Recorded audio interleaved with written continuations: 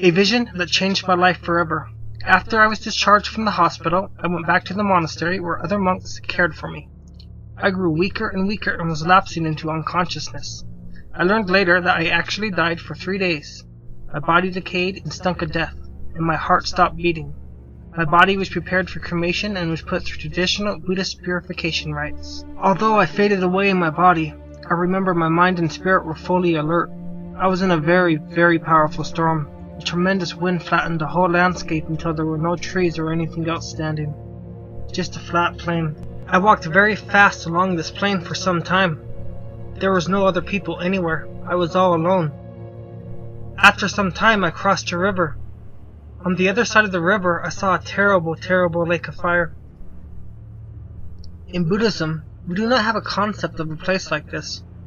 At first I was confused and didn't know it was hell, until I saw Yama, the king of hell. His face looked like the face of a lion, his body was like a lion, but the legs were like a naga, serpent spirit. He had a number of horns on his head. His face was very fierce, and I was extremely afraid. Trembling, I asked him his name. He replied, "I am the king of hell, the destroyer."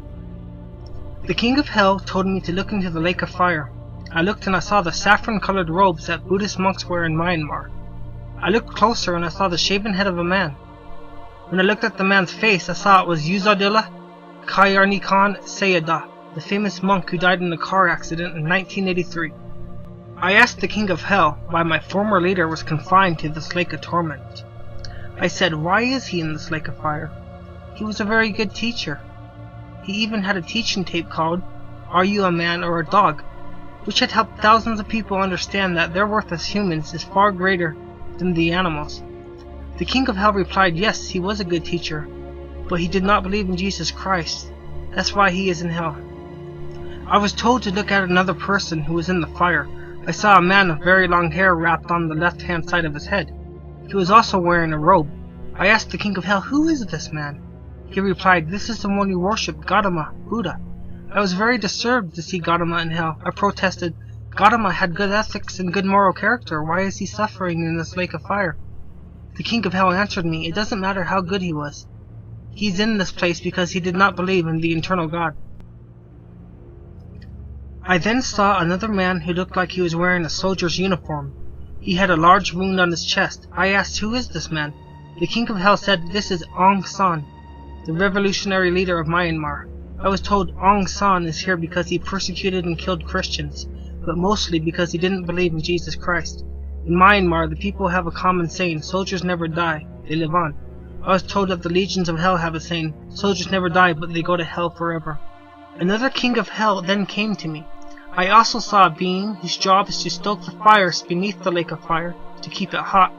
This being asked me, "Are you going into the lake of fire too?" I replied, "No, I am only here to observe." The appearance of this creature stoking the fire was terrifying. He had 10 horns on his head and a spear in his hand that had 7 sharp blades coming from the end. The creature told me, "You are right, you came here just to observe. I cannot find your name here."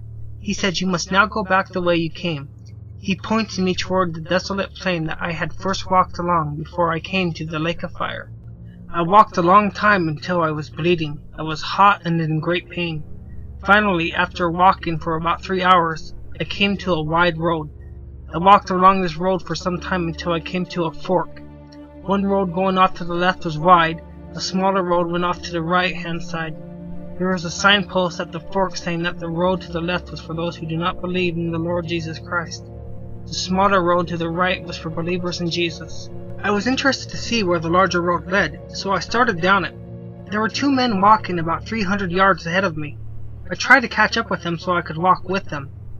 But no matter how hard I tried, I couldn't catch up with them.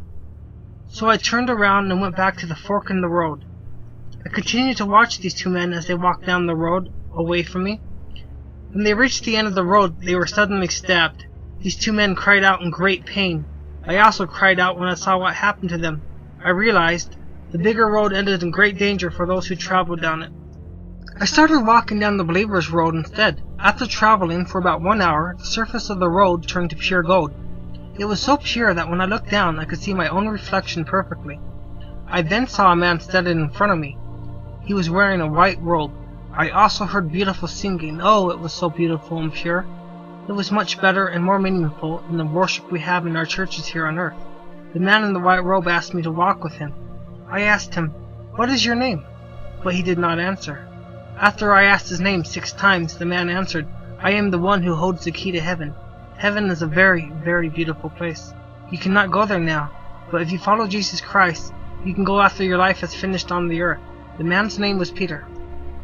Peter then asked me to sit down, and he showed me a place to the north. Peter said, "Look to the north and see God create man." I saw the eternal God from a distance.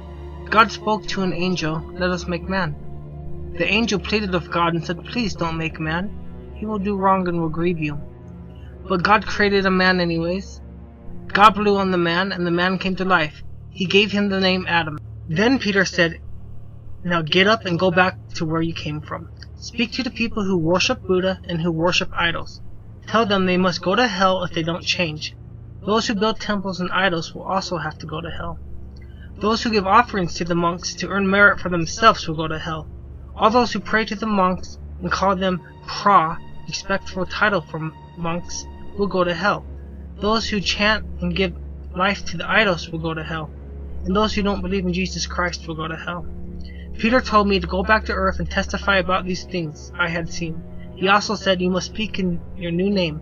From now on, you are to be called Athet Payan Chintha Palu, Paul who came back to life." I didn't want to go back. I wanted to go to heaven. The angels opened a book. First they looked for the childhood name, Tit Pin, in the book, but they could not find it. They then looked for the name I had been given when I entered the Buddhist monkhood, Unada Hanida Eshantaria, but it wasn't written in the book either. Then Peter said, "Your name is not written here. You must return and testify about Jesus to the Buddhist people." I walked back along the gold road again. I heard beautiful singing, the kind of which I had never heard before or since. Peter walked with me until the time I returned to the earth. He showed me a ladder that reached down from heaven to the sky. The ladder didn't reach the earth, but stopped in midair. On the ladder I saw many angels, some going up into heaven and some going down the ladder. They were very busy. I asked Peter, "Who are they?" Peter answered, "They are messengers of God. They are reporting to heaven the names of all those who believe in Jesus Christ, and the names of those who don't believe." Peter then told me it was the time to go back. The next thing I was aware of was the sound of weeping. I heard my own mother cry out, "My son, why did you leave us now?" I also heard many other people weeping. I realized I was lying in a box. I started to move. My mother and father started shouting, "He is alive! He is alive!" Other people who were farther away did not believe my parents. I then placed my hands on the sides of the box and sat upright. Many people were struck with terror. They cried out, "It's a ghost!" and ran away as fast as their legs could carry them. Those who remained were speechless and trembling. I noticed I was sitting in a smelly liquid and body fluids, enough to fill about 3.5 cups. This liquid that had come out of my stomach and my insides while my body was lying in the coffin. This is why people knew I had indeed been dead. Inside the coffin there was a type of plastic sheet fixed to the wood. The sheet is placed there to retain a corpse's liquids because many dead bodies release much fluid like mine did. I learned later that I was just moments away from being cremated in flames. In Myanmar, people are placed in a coffin, the lid is then nailed shut and the whole coffin is burned. When I came back to life, my mother and father were being allowed to look at my body for the very last time. Moments later, the lid of my coffin would have been nailed shut and I would have been cremated. I immediately started to explain the things I had seen and heard. People were astonished. I told them about the men I had seen in the lake of fire and told them only the Christians know the truth, that our forefathers and us have been deceived for thousands of years. I told them everything we believe is a lie. The people were astonished because they knew what kind of monk I had been and how zealous I had been for the teachings of Buddha. In Myanmar, when a person dies, their name and age is written on the side of the coffin. When a monk dies, the monk's name, age, and number of years he has served as a monk are written on the side of the coffin. I had already been recorded as dead, but as you can see now, I am alive.